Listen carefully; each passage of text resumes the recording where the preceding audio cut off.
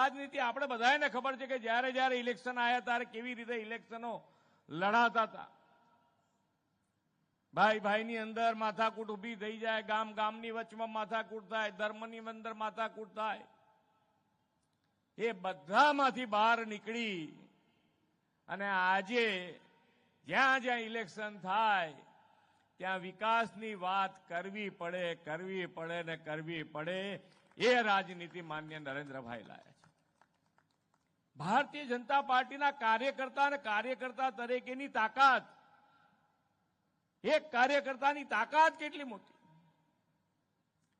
Bharatiya Janata party અને એનો કાર્યકર્તા, એના ઉપર હું એટલા માટે વજન રાખી રહ્યો છું કે આ દેશમાં આપણે બધા એક વખત થાકી ગયા હતા કે આ દેશ અને આ દેશ કેવી રીતે આગળ વધશે, કેમનો આગળ વધશે, આ દેશમાં કઈ સુધારો થશે કે નહીં થાય. ક્યાંક ને ક્યાંક એક વખત બોલાઈ ગયું હશે. પણ ભારતીય જનતા પાર્ટીના કાર્યકર્તા તરીકે આજે આપણને એવું નેતૃત્વ મળ્યું છે કે માન્ય વડાપ્રધાનશ્રીએ આ જ દેશને આખા વર્લ્ડમાં ગૌરવવંતો દેશ બનાવી દીધો, ગૌરવવંતો દેશ બનાવી.